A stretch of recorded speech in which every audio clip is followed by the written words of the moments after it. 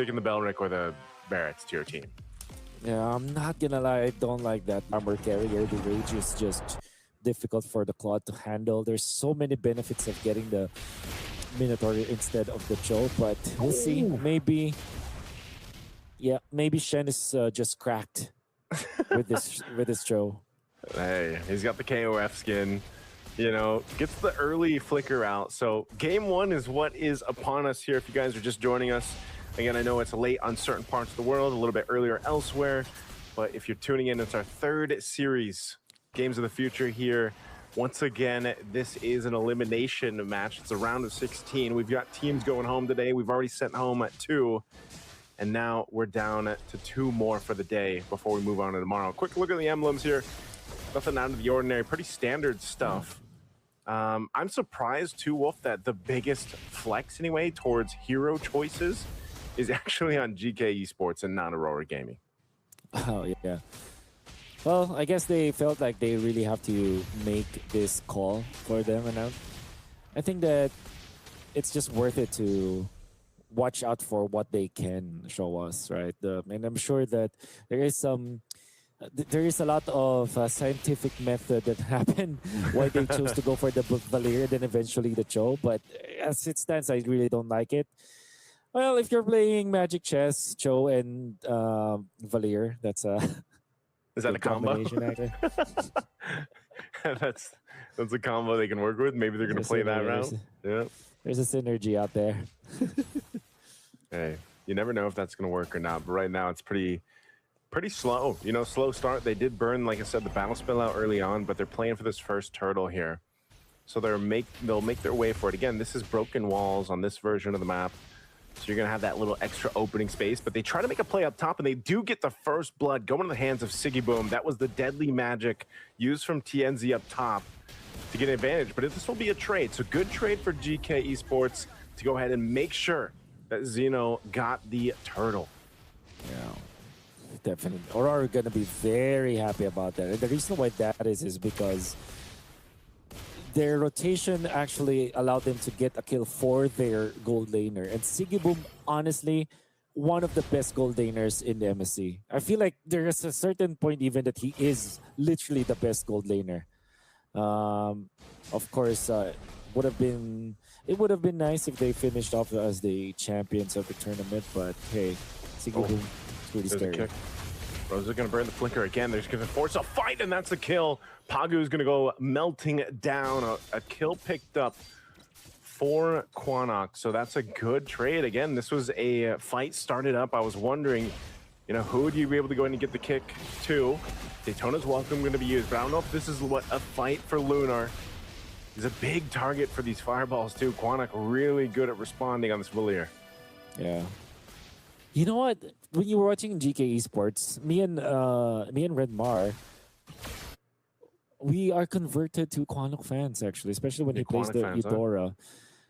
Then again, they chose to go for the Valier this time, and so far we are impressed about his performance. Maybe later you can see how clutch he is. Oh, see.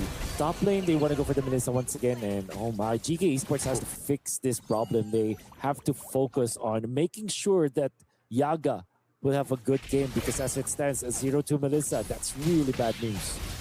That's bad news. There's the Stokeland kick on Chen. Chen goes in for his own kick, but it's going to be a killing spree for Sigiboom. Rosa does go down. You know he's here, but he's not going to be able to punch this tree just yet without the help of these fireballs from Quanok. They should be able to pack a kill as Pagu falls, but meanwhile, turret was being worked on. I'm not sure if that's actually going to cap it down. It looks like the tier 1 does fall. So at the cost of Pagu's life, Sigiboom builds up to 3 kills on the Claude. Yeah. This is actually okay for Geekay Esports. This time they are able to get a kill for Yaga, and they are equalizing a little bit, but there's still a massive lead for, a significant lead for Aurora, and now the turtle fight commences. Fighting for this turtle here. Gonna be able to secure it. Second one in the game.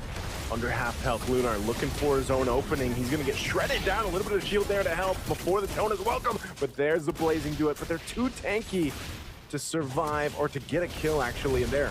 Flicker forward, under the turret they go. They're looking for a kill on Pagu once again. He's burning, but he will survive this time.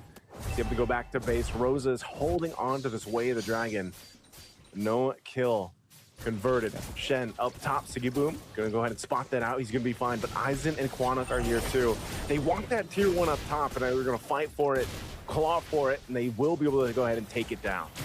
You know, flicker for a flicker after the turtle, but obviously Aurora with better end of the deal as they have secured the turtle. Up top though, GK Esports are allowing Yaga to catch up. Comes to the goal when it comes to farming, able to push a turret up top. That's a lot of time that they are now giving to towards the direction of this Melissa.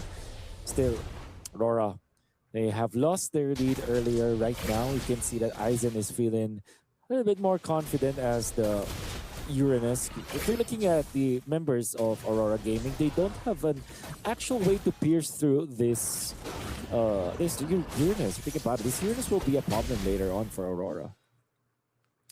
Did I see that right? Did Zeno just pick up a Sky Piercer? From the Jungle Paquito. Looks like that's the case. Aizen getting shredded down here. Rapid Drawing going to be used, but he should be able to get away with that Consecrate. Zeno there gets Pagu. And he does have that Sky Piercer, but now he could be in trouble here. Caught between enemy lines and now in trouble. Mega kill for Sigiboom. Add another one to the list. And now tier 1 turret mid does fall. So even though Aurora Gaming is able to go ahead and get some of these kills, they're losing the space across the map as another tower falls. Oh, okay. So actually, all things considered, that's good for Zeno because he's able to help his teammate get a push in the middle. But yeah, now they do have enough damage to take out the Uranus, and that's before the turtle. Look at how brave the Bats is. Actually very disrupted. The turtle will fall, and even then, they get another kill. That's Shen going down. GK Esports are getting outmaneuvered by Aurora Gaming. This is probably one of the best Claude games we have seen throughout Games of the Future so far. 5-0. I agree. You know, 720 into this game. I think he should be really close to his golden staff. I know he's already got 2 items locked in. Yep, he's working closely to it. Corrosive Scythe DHS already there. And again, even bought a little bit of... He's got the tough boot. Or no, he's got the...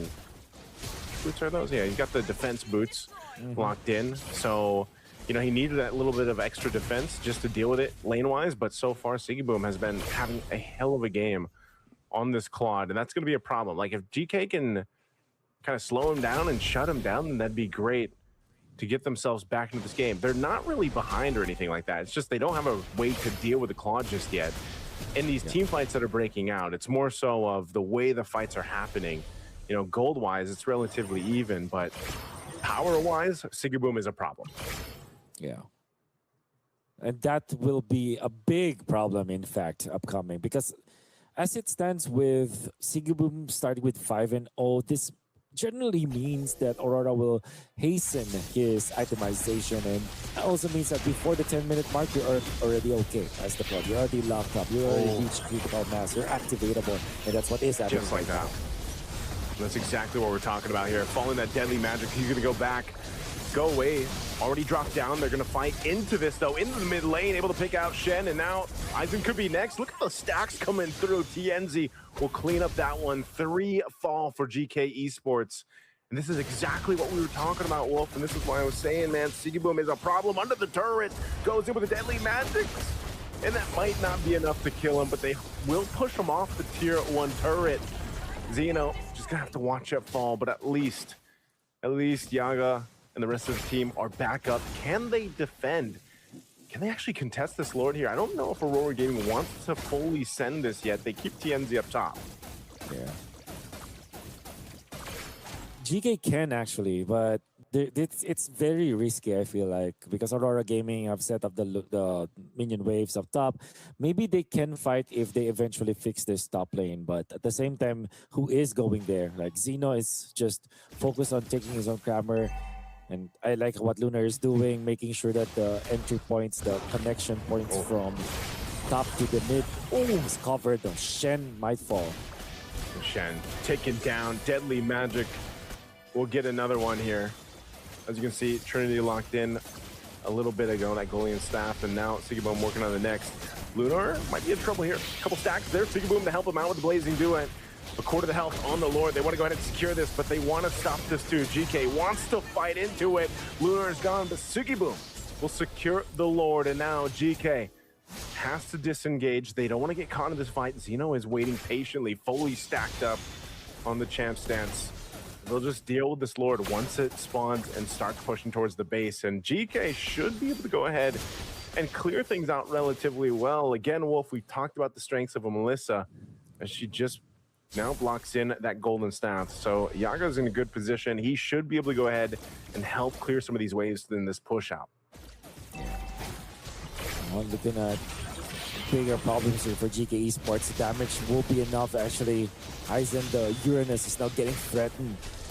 And how are they gonna activate Baba Yaga? That's my question here. How they're gonna activate Melissa? Oh. Especially with TNC going to the backlines. TNC going to the back line. He was looking for his own angle. Aizen, the heal back up. I'm surprised no one goes down just yet, but Aizen will. He's gonna follow this. Oh, he's actually able to get enough health back with the regen on this Uranus, so he stays alive. That Lord is still slowly creeping up to that bottom side, and now Sugiboom once again firing off. Blazing Duet gonna be used. He's pushing him off the tier 2. Little stop there. Doesn't have the Blazing Duet now. They are gonna have to lose these tier 2 turrets, top and mid, and deal with the Lord for GK Esports. Oh, Deadly Magic again. Quanok will heal back up. He'll get to the fountain in time. Very tight spot now for GK Esports.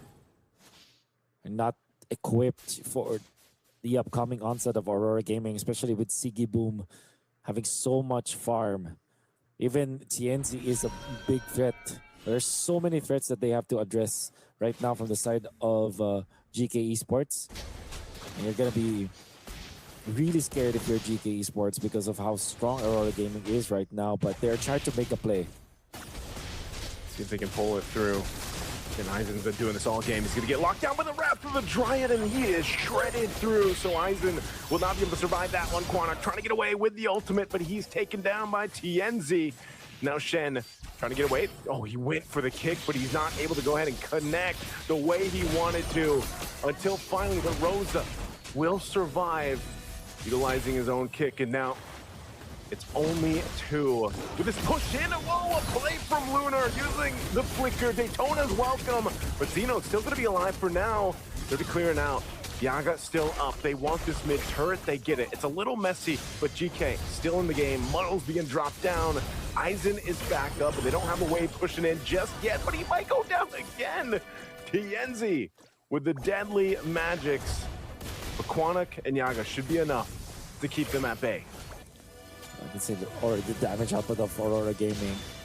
Lunar, great idea, but eventually getting punished by GK shows you that GK still have their wits about themselves. They're still pretty much alert of any kind of punishment that they can do against Aurora. But then again, Aurora just having so much firepower with just TNC being a big threat right now for them. And now, going to be working on the Lord. There is no chance for GK to actually contest this. It's going to be a quick blitz coming up from Aurora Gaming. Lord secured.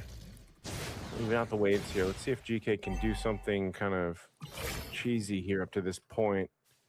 They don't spot anything else on that opposite side of the map. They know the Lords are coming through, and they already got that mid turret down, so they've got to deal with this. Malefic Gun.